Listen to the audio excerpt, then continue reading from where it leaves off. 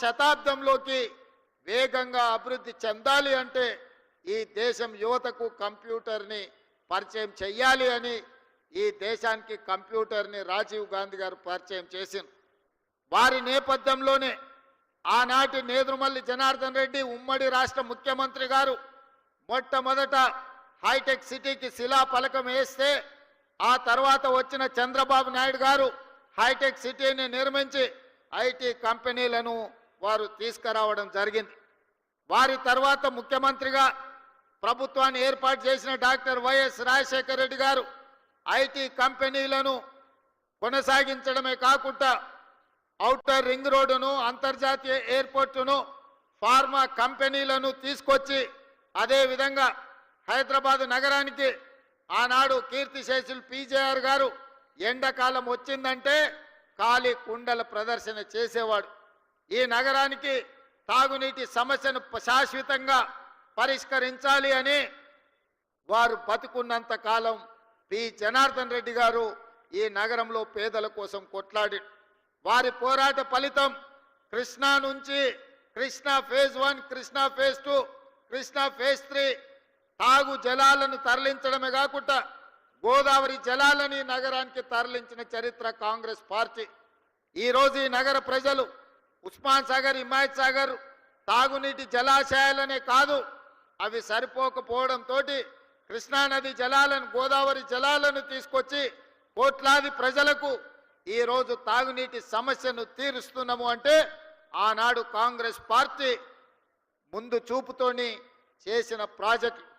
అవే కాదు, ఈరోజు మనం చూస్తున్న ఈ నెక్లెస్ రోడ్డు కానీ, అక్కడున్న ఈ ఫ్లైఓవర్లు కానీ, లేకపోతే ఆ బుద్ధుడు కానీ, లేకపోతే ట్యాంక్ బండ్ మీద కట్టిన గొప్ప మహానుభావుల విగ్రహాలు కానీ, ఆనాడు ఎన్టీ రామారావు గారు, కోట్ల విజయభాస్కర్ రెడ్డి గారు తీసుకున్న నిర్ణయాలు ఈరోజు ఈ నగరం ప్రపంచంతోనే పోటీ పడే విధంగా అభివృద్ధి చెందింది. మరి మిత్రులారా, ఇవాళ గొప్పగా మెట్రో ఉంది మా హైదరాబాద్లో అని చెప్పుకుంటున్నాం.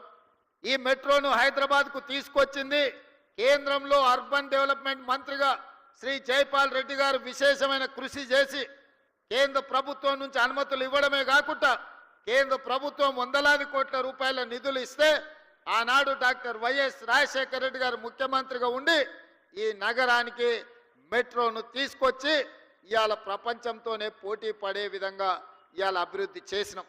బేగంపేటలో ఉన్న ఎయిర్పోర్టును శంషాబాద్లో అంతర్జాతీయ ప్రమాణాలతో నిర్మించి అంతర్జాతీయ ఎయిర్పోర్టును తేవడం కాబట్టే ఈరోజు ఐటీ కంపెనీలు, ఫార్మా కంపెనీలు, రియల్ ఎస్టేట్ కంపెనీలు మన నగరానికి వచ్చినాయి.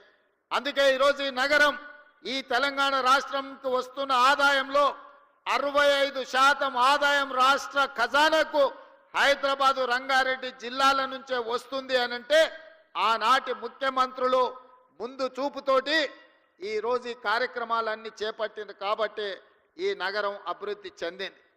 మరి మిత్రులారా, ఈరోజు మీరు ఆలోచన చేయండి. గతం గొప్పగా ఉంది, గతంలో చేసిన వాళ్ళు బాగా చేసిరు, కానీ ఇది సరిపోదు. భవిష్యత్ తరాలకు ఇంకా అద్భుతమైన నగరాన్ని అందించాలంటే ఫ్యూచర్ సిటీని నిర్మించాల్సిన పరిస్థితి వచ్చింది. ఆనాడు ఒకనాడు ఇన్నర్ రింగ్ రోడ్ వేసినాం, ఆ తర్వాత ఔటర్ రింగ్ రోడ్ వేసినాం. ఇవాళ inner ring road, outer ring road సరిహద్దులు దాటి రీజనల్ రింగ్ రోడ్డు నిర్మించుకోవాల్సిన పరిస్థితి వచ్చింది. అందుకే ఈనాటి ప్రభుత్వం 360 కిలోమీటర్లతో తెలంగాణ మణిహారంగా రీజనల్ రింగ్ రోడ్డును దాదాపుగా 35,000 కోట్ల రూపాయలు వెచ్చించి కేంద్ర ప్రభుత్వం నుంచి సాధించుకొని రీజనల్ రింగ్ రోడ్డు నిర్మించడానికి ఇవాళ మన ప్రభుత్వం ప్రయత్నం చేస్తుంది. ఆ దిశగా కేంద్ర ప్రభుత్వం మీద ఒత్తిడి తీసుకొస్తున్నాం.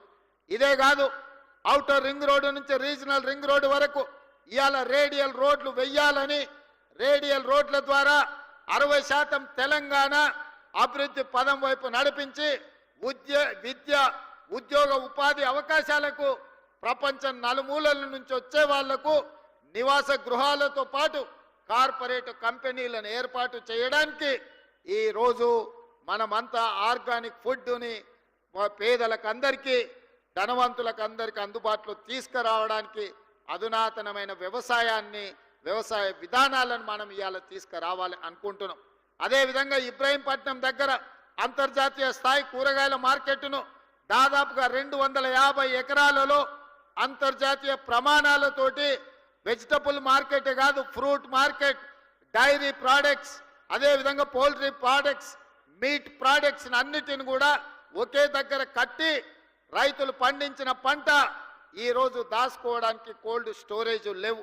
వాళ్ళు పండించిన పంట మార్కెట్లో అమ్మడానికి తెచ్చిన పండ్లు ఒకవేళ కొనకపోతే మురిగిపోతే రోడ్ల మీద పడేసే పరిస్థితి. టమాటాలు లాంటివి తెస్తే 2 రోజుల్లో అమ్మకపోతే అవి పాడైపోయే పరిస్థితి. అందుకే ఈరోజు ఇబ్రహీంపట్నంలో మనము అంతర్జాతీయ ఫ్రూట్ మార్కెట్ను పెట్టడమే కాకుండా ఈరోజు కోల్డ్ స్టోరేజ్లు పెట్టడం ద్వారా రైతులు పండించిన పంటకు రక్షణ కల్పించాలని ఈరోజు మన ప్రభుత్వం ప్రణాళికలు చేస్తుంది. ఔటర్ రింగ్ రోడ్డుకు అనుబంధంగా ఈరోజు ప్రభుత్వం చేపడుతున్న కార్యక్రమాలు అత్యంత గొప్పది, పెద్దది. రేపటి ప్రపంచానికి